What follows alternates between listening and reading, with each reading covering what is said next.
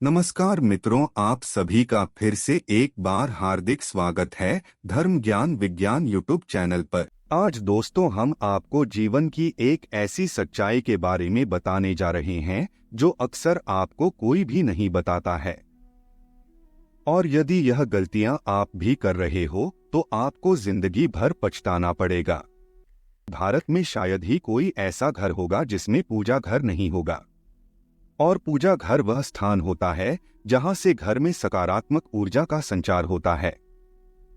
इसलिए आपका पूजा घर वास्तु के हिसाब से ऐसा होना चाहिए जो आपके घर में सकारात्मक ऊर्जा का संचार बेहतर तरीके से कर पाए। अगर दोस्तों आप भगवान के ऊपर सच्ची श्रद्धा रखते हो और भगवान को सच्चे दिल से पूछते हो तो इस वीडियो से जुड़ जाना, आज आपको बहुत कुछ मिलने वाला है। और आज नहीं तो कल या फिर और कभी कभी ना कभी दोस्तों यह बात आप लोगों को जानना ही पड़ेगी आपके जीवन में जो हम आपको बताने जा रहे हैं, और यही सच्चाई है और इसके आगे कुछ नहीं है, आपको स्वीकार करनी पड़ेगी। अक्सर दोस्तों आप लोगों ने देखा होगा हम पूजा घर में भगवान की मूर्तियां रखते हैं, परंतु पूजा घर में कुछ ऐसी भी चीजें रख देते हैं जिसकी वजह से घर तरक्की करने की बजाय नीचे डूब जाता है। दोस्तों अक्सर लोगों को गलतफहमी हो जाती है। कुछ लोग होते हैं ऐसे जो वास्तुशास्त्र को हल्के में लेते हैं और घर में रखी चीजों को जहां पर रखना चाहिए वहां पर नहीं रख पाते हैं। दोस्तों पूजा घर में 3 चीजों का रखना होता है अशुभ, धन का हो जाता है नाश, मां लक्ष्मी ऐसे घर का कर देती है त्याग। इसी के साथ इस वीडियो में हम जानेंगे उन 3 विशेष चीजों के बारे में जिनका पूजा घर में होना है बेहद आवश्यक। अगर घर में सुख समृद्धि व धन की कामना करते हैं तो ये 3 चीजें पूजा घर में होनी जरूरी है। दोस्तों स्वयं भगवान श्री कृष्ण ने बताया है प्रत्येक मनुष्य अपने घर में एक छोटा सा पूजा घर अथवा मंदिर अवश्य बनाता है जिसके अंदर वह अपने सभी प्रिय देवी देवता तथा उनसे जुड़ी महत्वपूर्ण चीजें श्रद्धा भाव के साथ रखता है। वह अपने मंदिरों में देवी देवताओं की तस्वीरें, पूजा पाठ का सामान इत्यादि चीजों को भी रख देते हैं। परंतु हमारे शास्त्रों में मंदिर के अंदर कुछ चीजें रखना जितना फलदायक होता है उतना ही कुछ चीजों का रखना अमंगल और अशुभ होता है। दोस्तों आपके पास अभी जितने भी काम है उनको साइड में रख दीजिए, ध्यानपूर्वक जो आपको बताया जा रहा है उसे देखिए और सुनिए। यह कुछ वस्तुएं ऐसी है जिनसे घर में नकारात्मकता बनी रहती है और लड़ाई झगड़े, कलेश और नुकसान ही नुकसान होता है। आज हम जानेंगे ऐसी ही अशुभ चीजों के बारे में जिन्हें कई लोग जाने अनजाने में घर के मंदिर में रख देते हैं। अगर आपके भी मंदिर में ऐसी चीजें रखी हुई है तो उन्हें तुरंत वहां से हटाकर किसी दूसरे स्थान पर रख दें, लेकिन पूजा घर में भूल से भी ना रखें। लोग ऐसा इसलिए करते हैं क्योंकि उन्हें लगता है कि ये चीजें धार्मिक है और इनकी भी पूजा की जानी चाहिए। दोस्तों भगवान श्री कृष्ण कहते हैं कि कलयुग में मनुष्य कुछ अशुद्ध चीजों को धार्मिक मानकर उनकी पूजा करेगा जिसे शास्त्रों में वर्जित माना गया है। भगवान श्री कृष्ण ने इसकी भविष्यवाणी पहले ही की हुई थी कि कलयुग में मनुष्य अधार्मिक और अशुभ चीजों की भी पूजा करेगा। दोस्तों सबसे पहले बात दीपक और धूपदान। दोस्तों भारत की परंपरा मिट्टी से जुड़ी हुई है, इसीलिए मंदिर में पारंपरिक मिट्टी का दीपक अवश्य होना चाहिए।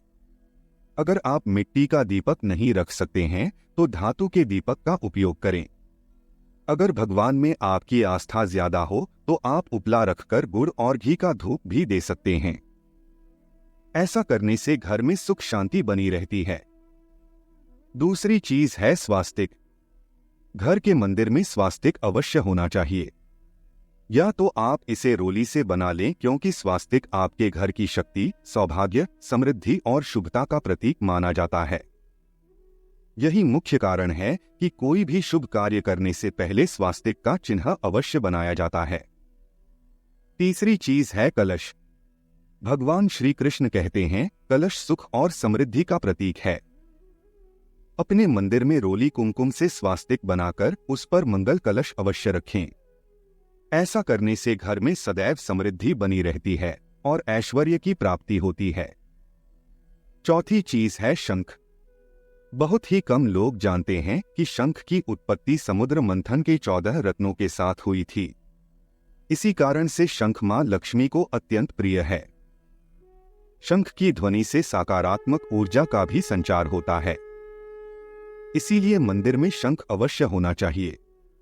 शंख के घर में उपस्थिति से मां लक्ष्मी भी प्रसन्न होती है और उस घर में कभी भी धन की कमी महसूस नहीं होती।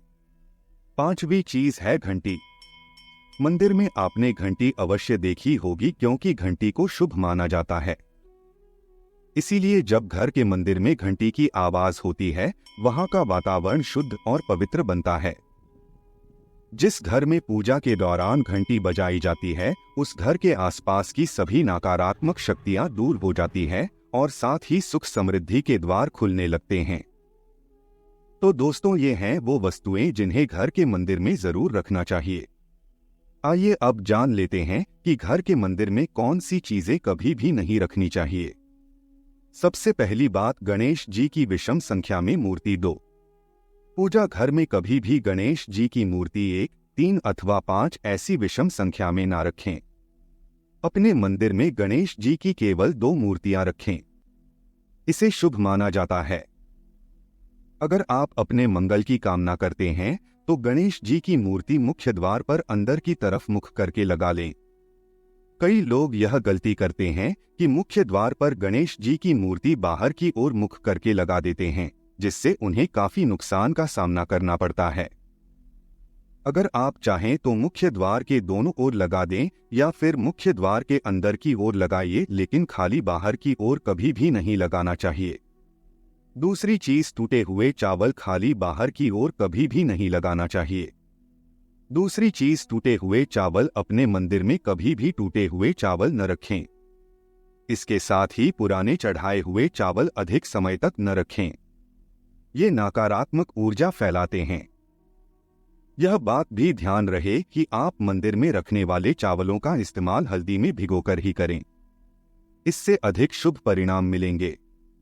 तीसरी चीज है पूर्वजों की तस्वीर। अगर आपके घर के मंदिर में अपने पूर्वजों की तस्वीर रखी हुई है तो उसे तुरंत वहां से हटा दें, क्योंकि वास्तुशास्त्र में पूजा घर में मृत परिजनों की तस्वीरें रखना अशुभ माना जाता है। इससे अशुभ परिणाम प्राप्त होते हैं। मृतक परिजन पूजनीय और सम्माननीय हैं, किंतु उनका स्थान देवताओं के बराबर नहीं है। मृत परिजनों की तस्वीर घर के पूजा घर में रखने से पूजा घर का वातावरण भी नकारात्मक बन जाता है, जिसका अशुभ परिणाम हमें भुगतना पड़ता है। कई लोग साधु संतों की मूर्तियां अथवा साधु संतों की तस्वीरें भी पूजा घर में रख देते हैं, लेकिन ऐसा करना अशुभ माना जाता है। अगर आप किसी साधु संत को मानते हैं तो उनकी तस्वीर दीवार पर लगा सकते हैं, लेकिन पूजा घर में भूल से भी न रखें। भैरव जी और शनिदेव की मूर्ति न तो घर के मंदिर में भैरव जी, शनिदेव अथवा काली माता की मूर्तियां भी नहीं रखनी चाहिए। इसी के साथ ही माता लक्ष्मी की खड़ी हुई मूर्ति की भी पूजा नहीं करना चाहिए। माता लक्ष्मी सदैव ही बैठी हुई मुद्रा में होनी चाहिए। इस प्रकार से हमें पूजा घर में इन मूर्तियों को नहीं रखना चाहिए।